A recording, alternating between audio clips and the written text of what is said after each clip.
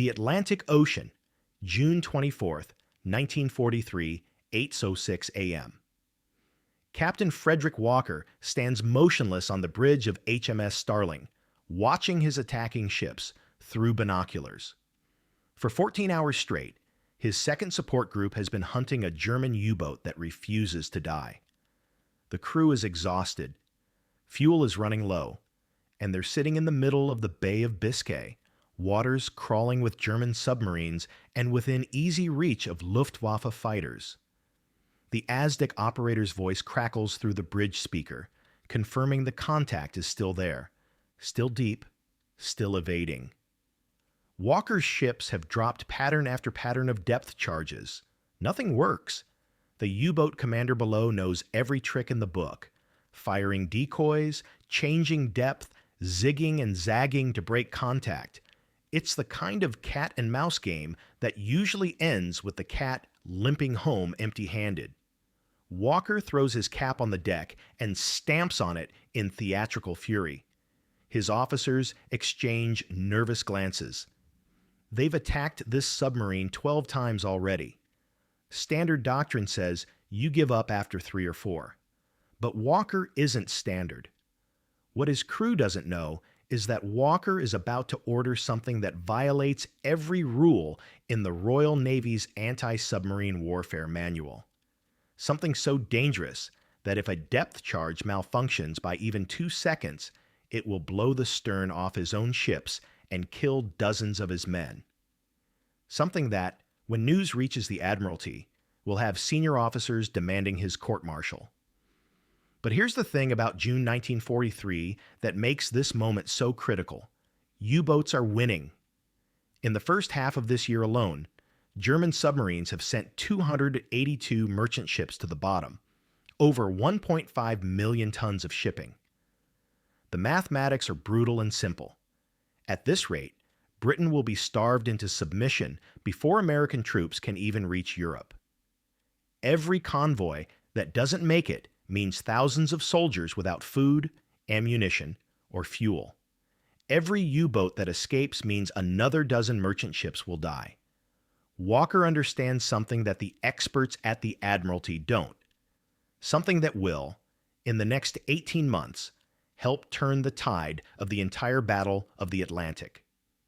What he doesn't know is that this illegal tactic will become standard procedure for every anti-submarine force in the world.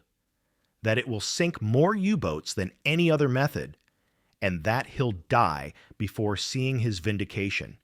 Worked to death at 48 years old, a victim of his own relentless war against the wolf packs. To understand why Walker's moment matters, you need to understand just how badly the Allies were losing in 1942. The numbers tell a story of systematic slaughter. In November 1942 alone, U-boats sank 118 merchant ships, 729,000 tons of desperately needed supplies, tankers carrying fuel, freighters loaded with tanks and ammunition, food ships that would have fed British families. Month after month, Admiral Karl Dunitz's wolf packs prowled the Atlantic convoy routes, coordinating attacks that overwhelmed escorts and turned the ocean into a graveyard. German submariners called it the happy time.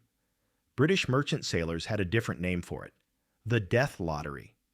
The Admiralty tried everything. They organized convoys with destroyer escorts, but U-boats simply waited until the escorts were spread thin, then struck from multiple directions. They equipped ships with ASDIC sonar to detect submarines, but German U-boat commanders learned to dive deep, below 500 feet, where the ASDIC's accuracy became a guess at best. When you're that deep, the ocean's temperature layers bend sound waves into useless echoes. The escorts would drop depth charges where they thought the submarine was. The submarine would be somewhere else entirely. They tried the raspberry pattern, 9 depth charges dropped in a specific formation designed to cover all escape routes. U-boats slipped between the explosions. They tried increasing the number of escorts per convoy.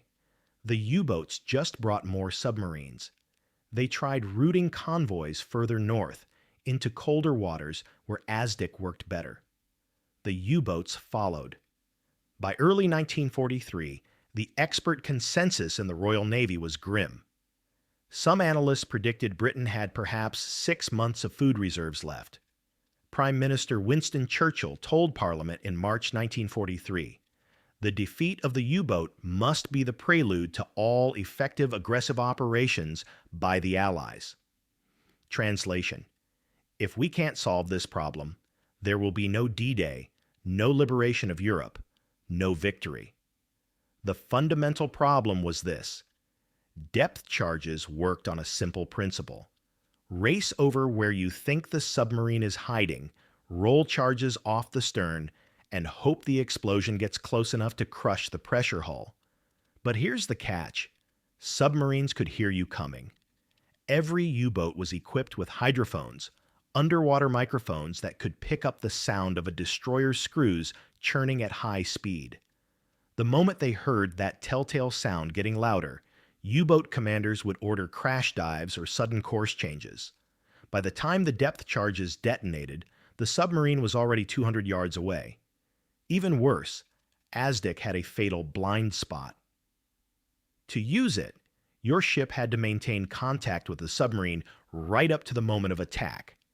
But ASDIC worked by sending out a ping and listening for the echo.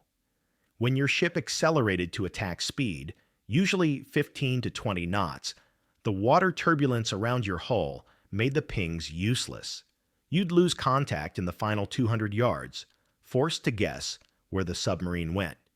It was like trying to shoot a duck while wearing a blindfold for the last 3 seconds. The stakes couldn't be higher. In April 1943, U-boats sank 56 merchant ships. In May, they sank 50 more before suffering such catastrophic losses, 41 U-boats destroyed, that Admiral Dönitz temporarily withdrew his wolf packs from the North Atlantic. But everyone knew they'd be back, and when they returned, they'd have learned from their mistakes. The Allies needed a breakthrough. They needed someone willing to throw out the rulebook and think differently. They needed someone who had nothing to lose.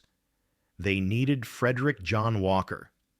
Captain Frederic John Walker, Johnny to friends who didn't know better, was exactly the kind of officer the peacetime Royal Navy had no use for.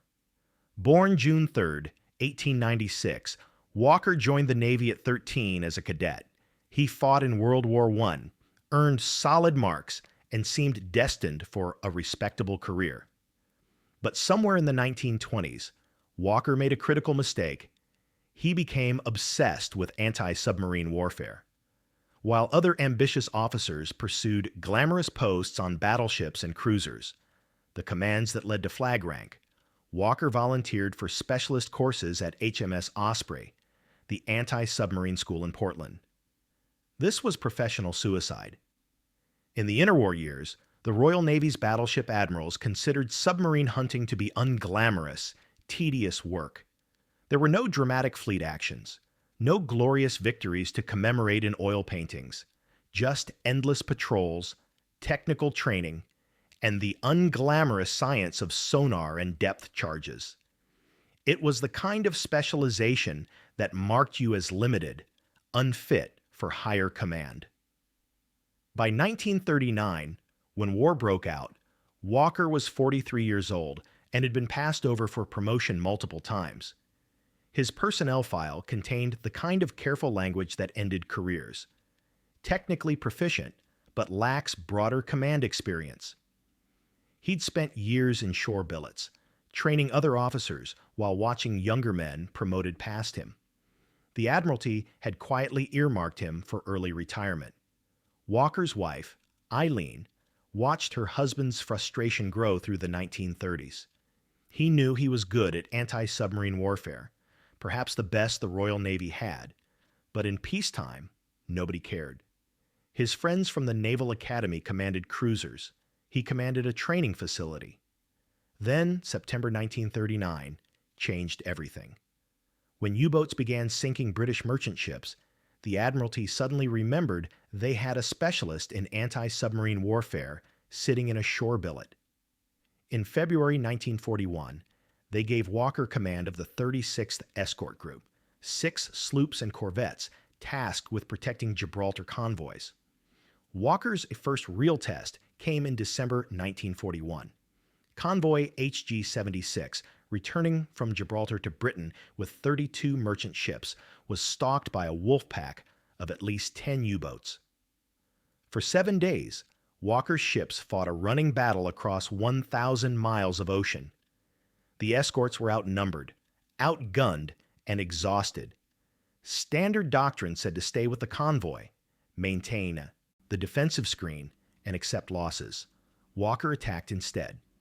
On December 17th, his ship HMS Stork sank U-131. 2 days later, U-434 went down. On December 19th, Walker rammed U-574, then dropped depth charges on the wreckage. 2 more U-boats were destroyed by his group before the convoy reached Liverpool on December 23rd. Final tally: 5 U-boats sunk in exchange for just 2 merchant ships lost. It was the first clear Allied victory in the Battle of the Atlantic. The Admiralty was stunned. Churchill called it a brilliant success. Newspapers proclaimed Walker a hero, but Walker wasn't satisfied. He'd gotten lucky, catching several U-boats on the surface. When they dove deep, it still took hours and enormous quantities of depth charges to force them up. He needed something better. That's when he had his illegal idea. HMS Starling's Wardroom, Liverpool, March 1943. Walker spreads charts across the table, explaining his idea to his commanding officers. Commander Donald McIntyre, Commander Peter Gretton, and Lieutenant Commander John Wemyss lean in, following his pencil as he traces attack patterns. The problem, Walker says, tapping the chart, is that they hear us coming. Every time we accelerate to attack speed, the U-boat commander knows he has 90 seconds to take evasive action. We're hunting blind in the final approach, and they know it. McIntyre nods. Every escort commander has lived this frustration.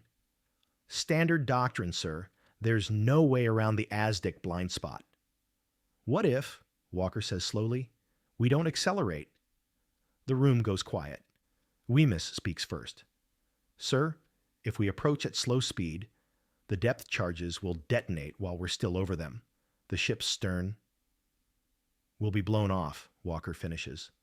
I know, unless we set the charges deeper, much deeper. He explains the concept he's been refining for months. 2 ships working together.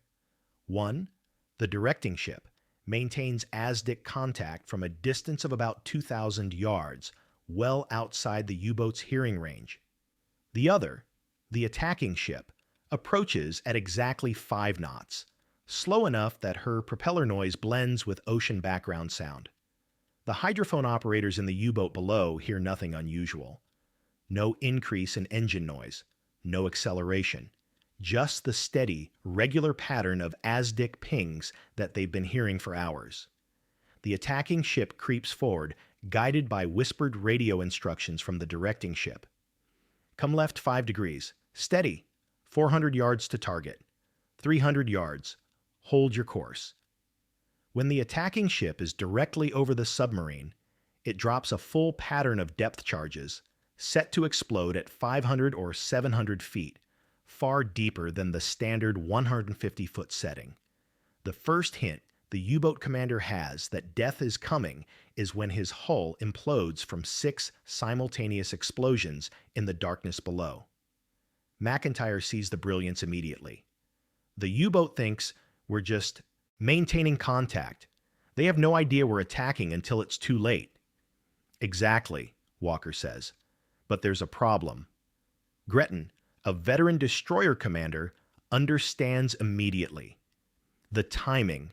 Sir, if even one depth charge malfunctions and detonates shallow, or if the pressure pistol triggers early, the ship will be directly over the explosion, Walker confirms.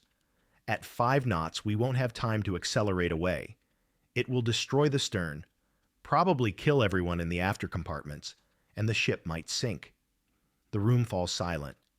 What Walker is proposing violates fundamental naval doctrine about depth charge safety. The regulations are explicit. Ships must be at least 300 yards away when charges detonate. Walker's plan puts ships directly over the explosion, trusting that the charges will sink deep enough before detonating. If the timing is off by even a few seconds, it's suicide. "That's illegal," someone mutters. Walker grins. "Not if it works." He names it the creeping attack. Derby House, Liverpool, Western Approaches, Command Headquarters, April 1943. Captain Walker stands before a conference table filled with Royal Navy staff officers, operations analysts, and anti-submarine warfare experts. He's just finished explaining the creeping attack. The room's reaction is everything he expected and nothing he wanted. Absolutely not. Captain Richard Onslow, the senior anti-submarine warfare analyst, speaks first. "Captain Walker, your proposal violates every safety protocol we have for depth charge operations. The regulations exist for a reason." "The regulations," Walker responds evenly, "were written for attacks that don't work. U-boats are hearing us coming and escaping. Your method, interrupts Commander Harold Browning from the Tactical Development Staff, "will get men killed. You're proposing to detonate high explosives while your ship is directly over them. A single mechanical failure, one faulty depth charge, and you'll blow the stern off your ship." Walker nods. "I'm aware of the risk." "Then you understand why we cannot authorize this." Onslow leafs through a report. "The Admiralty's position is clear. Depth charge attacks must be conducted at high speed to minimize the vessel's exposure. Your slow-speed approach leaves the ship vulnerable for an extended period." The room murmurs agreement. Walker feels the familiar frustration building, the same frustration he felt all those years being passed over, watching men who knew less make decisions he'd have to live with. "Vulnerable to what?" Walker's voice carries an edge now. "The U-boat can't torpedo us. They don't know we're attacking, and at 5 knots, even if they fire a spread of torpedoes blindly, we have time to evade." "Captain Walker, no." Walker stands, his hands flat on the table. "Let me tell you what's actually vulnerable. The convoys losing 20 merchant ships a week. The merchant sailors burning alive in torpedoed tankers. The women and children in Britain who will starve if we don't stop the U-boats." The room erupts. Multiple officers try to speak at once. Voices rise. Onslow is on his feet, pointing at Walker. "This is precisely the kind of reckless—" "Gentlemen." Admiral Max Horton's voice cuts through the chaos like a blade. The room falls instantly silent. Admiral Sir Max Horton, Commander-in-Chief of Western Approaches, has been sitting quietly at the head of the table, listening. At 60 years old, Horton is a former submarine commander himself, one of the most successful U-boat killers of World War I. He understands both sides of this fight better than anyone in the room. Horton looks at Walker. "How certain are you this will work?" "Sir, I tested elements of it during the HG-76 convoy action. The principle is sound. 2 ships cooperating, one to hold contact, one to attack. The U-boat has no audible warning. And the risk to your ships?" Walker doesn't hesitate. "Real, sir, but manageable. We'll test depth charges extensively, verify the pistol mechanisms, ensure they're set to detonate at proper depth. And frankly, sir, the risk to my ships is less than the risk of letting U-boats continue operating freely." Horton turns to Onslow. "Captain, your concerns are noted and valid, but Captain Walker has actually sunk U-boats, 5 in one convoy action. How many U-boats have you sunk?" Onslow's face reddens. "Sir, that's not—" "Answer the question." "None, sir." Horton nods slowly, then looks back at Walker. "You have authorization to test this creeping attack method with your second support group. You will document results thoroughly. You will not share this technique with other groups until we've verified it works. And Captain Walker?" Sir, if you blow up one of His Majesty's ships through recklessness, I will personally ensure you're court-martialed. Am I clear? Crystal clear, sir. Good. Horton stands and the room rises with him. Captain Walker, the U-boats are winning. We're losing this war one convoy at a time. I don't care if your method is unorthodox. I don't care if it breaks regulations. I care whether it sinks submarines. He pauses at the door. Make it work. Walker salutes. Yes, sir. As the room empties, Commander Wemyss approaches Walker quietly. Johnny, you know if this goes wrong, then we'll be dead and won't care what the Admiralty thinks. Walker grins. Come on, Dickie. Let's go sink some U-boats. Before we continue with how Walker's illegal tactic played out, I need to tell you about today's sponsor. Actually, no. This channel doesn't do sponsors. Instead, I'm asking you to subscribe and hit the bell icon. This video took days of research, and YouTube only shows it to subscribers. If you want more stories like this, subscribe now. It takes 2 seconds and costs nothing. Bay of Biscay, June 24th, 1943, 10:14 a.m. We're back where we started, but now you understand what Walker is about to do. For 14 hours, the second support group has been pounding a U-boat with conventional depth charge attacks. 12 separate runs, over 100 depth charges expended. The submarine is still alive, still deep, still evading. Walker's ships are forming up for another attack when he makes the call. Signal to Wild Goose and Wren. Stand by for creeping attack. I will direct from HMS Starling. HMS Starling holds position 2,000 yards from the U-boat's last known location. The ASDIC operator calls out ranges, steady and calm. Walker's eyes never leave the plot. Wild Goose, commanded by Lieutenant Commander John Wemyss, begins her approach. Not the usual charging attack at 20 knots, instead 5 knots, barely faster than a walking pace. On the U-boat below, U-119, though Walker doesn't know the designation yet, Captain Lieutenant Alois Zek hears the same ASDIC pings he's been hearing all morning. Regular, steady, no change in pattern. His hydrophone operator reports no increase in propeller noise. This is just another contact holding exercise. They've survived 12 attacks. They can survive this. Wild Goose creeps forward, 2,500 yards, 1,000 yards. Wemyss has his depth charges set to 500 feet. If even one pistol malfunctions, if even one charge detonates early, his stern will be blown off and dozens of men will die. He trusts Walker's calculations. More than that, he trusts Walker. 800 yards, Starling signals. Aboard U-119, Zek orders his boat deeper. They're at 580 feet now, near their maximum safe depth. The hull creaks under pressure. But they're safe. The British destroyer is just maintaining contact. 400 yards, steady as she goes. Wemyss watches his bridge crew. They know what's happening. They know the risk. Not one man looks nervous. They've trained for this. They believe in Walker. 200 yards, prepare to fire. 100 yards, fire. 10 depth charges roll from Wild Goose's stern and launch from her side throwers. The ship continues forward at 5 knots, putting distance between herself and the falling charges. In the water below, 10 canisters sink through the darkness, pressure pistols armed, falling toward the depth where U-119 thinks she's safe.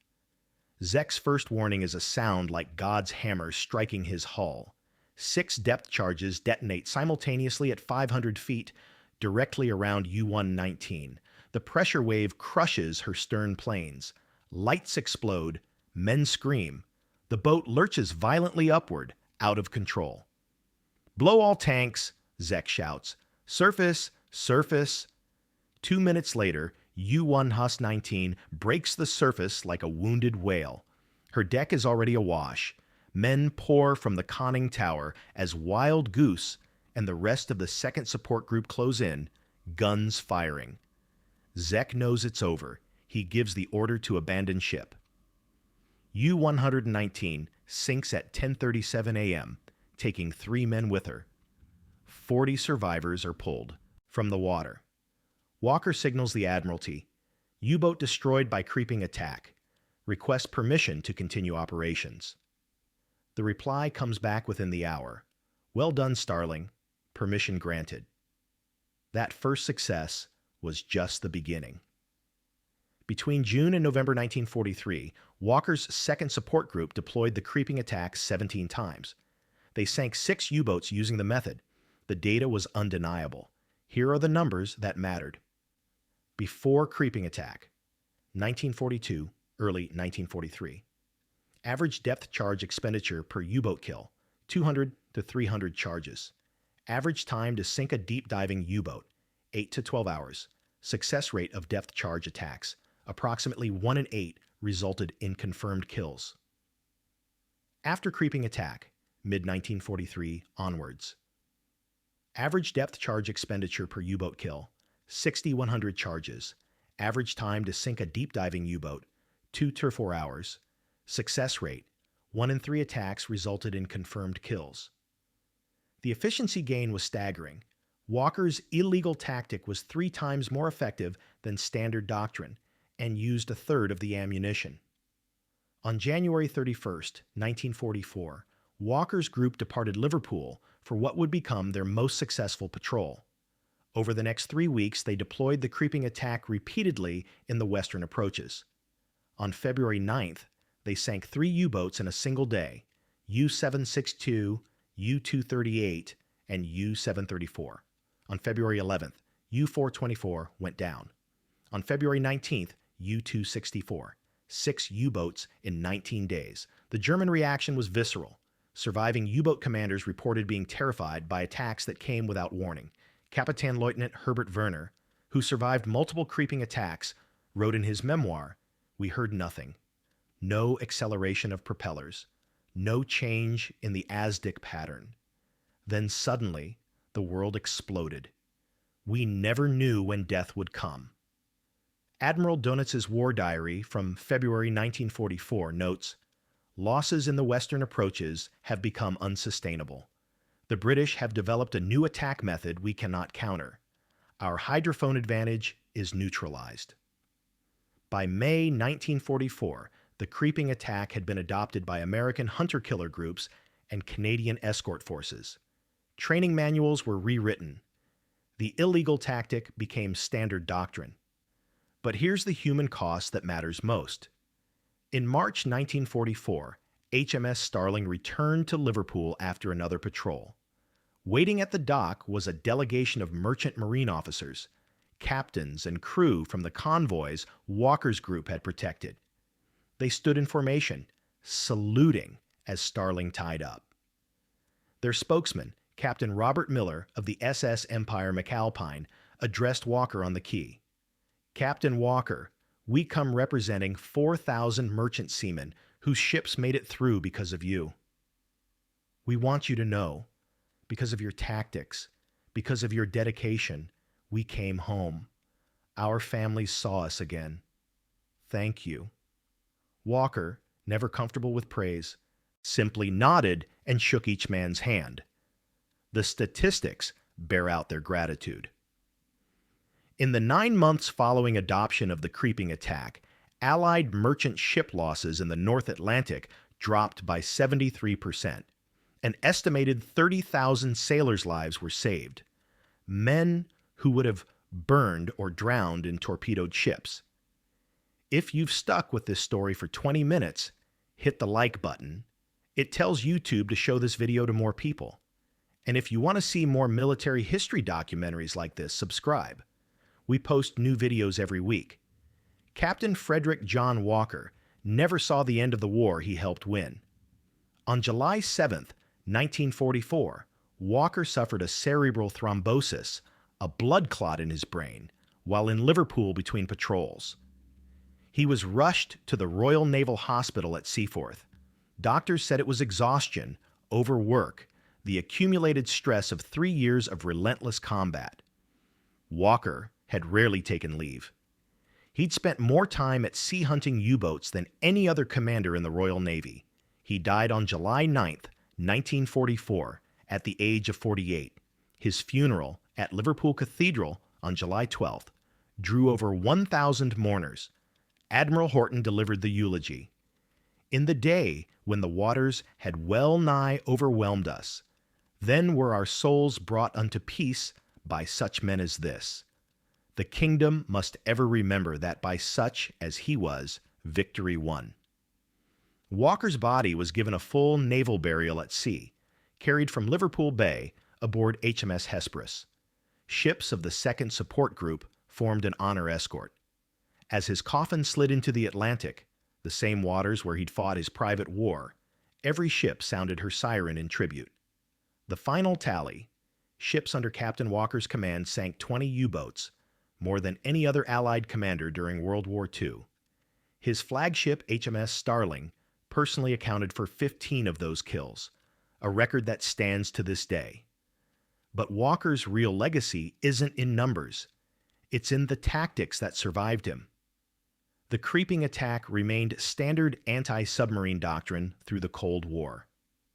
When Soviet submarines prowled the Atlantic in the 1960s and 70s, NATO anti-submarine groups used refined versions of Walker's two-ship tactic. Modern anti-submarine helicopters employ the same principle. One aircraft holds sonar contact while another attacks. The United States Navy's Anti-Submarine Warfare School in San Diego teaches the creeping attacks principles to this day. They call it cooperative engagement. The core concept, surprise through coordinated action and silent approach, is still considered the gold standard for prosecuting submarines. In 1953, the Royal Navy commissioned HMS Walker, a Type 12 frigate, in his honor. When that ship was decommissioned in 1978, the name was transferred to a newer frigate. There has been a HMS Walker in active service for most of the past 70 years. But here's what Captain Walker would have appreciated most. He never sought fame. He refused interviews. When newspaper reporters tried to make him a hero in 1944, he told them, "Talk to the merchant sailors. They're the heroes." His personnel file notes that he declined multiple opportunities for staff positions in London, preferring to stay at sea with his ships. The story goes that when Walker was posthumously awarded his 3rd Distinguished Service Order in August 1944, making him one of only 3 Royal Navy officers to earn 3 DSO bars, his widow Eileen said simply, he would have preferred another ship. The lesson of Frederic Walker isn't about tactics or technology. It's about this. Sometimes the rules need breaking. Sometimes the experts are wrong. Sometimes the solution comes from the person everyone overlooked, the specialist nobody respected, the commander who cared more about results than reputation. In December 1941, Walker was a passed-over captain with no future. In July 1944, he was the most successful submarine hunter in history. What changed wasn't Walker. What changed was that the world finally needed what he'd been trying to tell them all along. The U-boats were defeated by many factors: radar, long-range aircraft, code breaking, and industrial production. But at the tactical level, in the desperate individual battles between escorts and submarines, it was Walker's illegal creeping attack that gave the Allies their first reliable method to kill deep-diving U-boats. 30,000 merchant sailors made it home because a stubborn captain refused to accept that the regulations were more important than results. That's the story of why one commander's illegal maneuver ended the U-boat's terror. If you made it this far, you're the kind of viewer this channel needs. Subscribe, turn on notifications, and share this video with someone who loves military history. More stories like this are coming. Thanks for watching.